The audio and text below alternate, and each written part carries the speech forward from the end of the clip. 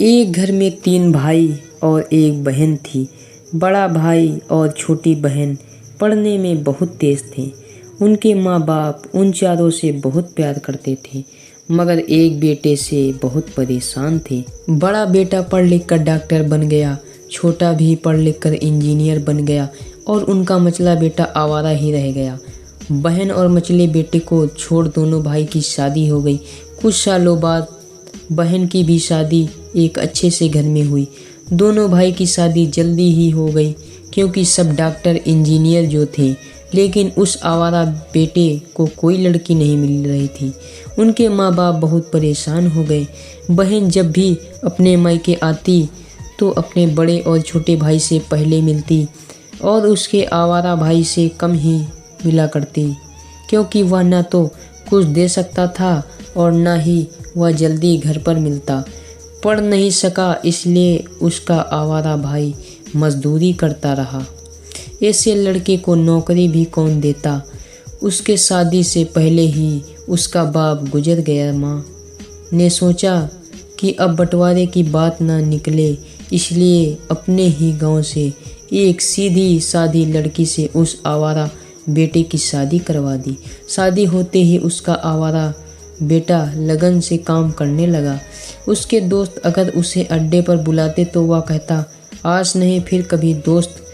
उसके दोस्त कहते थे, शादी के बाद तू बहुत बदल गया है, शादी के बाद जैसे बीवी का गुलाम ही हो गया है। उसने कहा, ऐसी बात नहीं है, कल मैं अकेला एक पेट था जो अपने रोटी के हिस्से कमा लेता था, अब तो पेट है, मेहनत तो करनी पड़ेगी।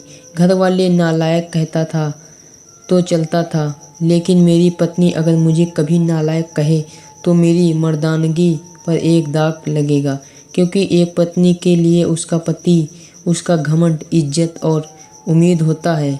उसके घर वालों ने मुझ पर भरोसा करके ही तो अपनी बेटी दी होगी, फिर उनका भरोसा कैसे तोड़ सकता हूँ।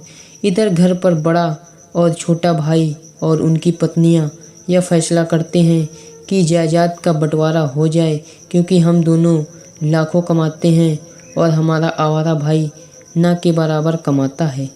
माँ के लाख मना करने पर भी बंटवारे की तारीख तय हो गई। बहन भी आती है, वकील को भी बुलाया गया और उनका आवारा भाई काम पर जाने के लिए बाहर आता है। उसके दोनों भाई उसे पकड़कर घर के भीतर लाकर बोलते हैं, आज तो रुक जा, बंटवारा कर ही लेते हैं। वकील ने कहा, ऐसा नहीं होता, साइन करना पड़ता है। आवारा भाई कहता है, तुम लोग बंटवारा करो, मेरे हिस्से में जो हो वह दे देना, मैं शाम को आकर कागज पर साइन कर दूंगा। बहन बोली, अरे बेवकूफ़, तू गवार का गवार ही रहेगा। तेरी किस्मत अच्छी है कि तुझे इतनी अच्छे भाई और बहन मिले हैं। माँ ने भी अपने आवारा बेटे से कहा, अरे बेटा, आज रुक जा, बंटवारे में कुल 10 बीघा ज़मीन में दोनों भाई 5-5 रख लेते हैं और उसके आवारा भाई के लिए पुश्तैनी घर छोड़ देते हैं। फिर उसका आवारा भाई चिल्लाकर बोलता है, फिर हमारे छोटी बहन का हिस्सा कौन सा है। उनके भाइयों ने कहा, अरे मूर्ख, बंटवारा सिर्फ भाई का होता है, बहन का हिस्सा सिर्फ उसका मायका होता है। आवारा भाई बोला, शायद पढ़ा लिखा ना होना भी एक मूर्खता ही है। ठीक है, आप दोनों ऐसा करो, मेरे हिस्से की वसीयत बहन के नाम कर दो। दोनों भाई बोलते हैं, और तो आवारा भाई अपने माँ की तरफ देखकर बोलता है, मेरे हिस्से में माँ है ना। फिर अपनी बीवी की तरफ मुस्कुराकर बोलता है, क्या मैंने गलत कहा जी। उसकी पत्नी अपनी सास से गले मिलकर बोली, इससे बड़ी वसीयत क्या होगी मेरे लिए कि मुझे माँ जैसी सासू मिली है और बाप जैसा ख्याल रखने वाला पति। यह सुनकर बहन दौड़कर अपने आवारा भाई से गले मिलकर बोलती है, माफ़ कर दो भैया मुझे, क्योंकि मैं आपको समझ न सकी। आवारा भाई अपनी बहन से कहता है, इस घर में तेरा उतना ही अधिकार है जितना हम सबका। माँ का चुनाव इसलिए किया क्योंकि तुम सबको मैं याद आऊँ, क्योंकि यह वही कोख है जहाँ हम सबने 9 महीने गुजारे।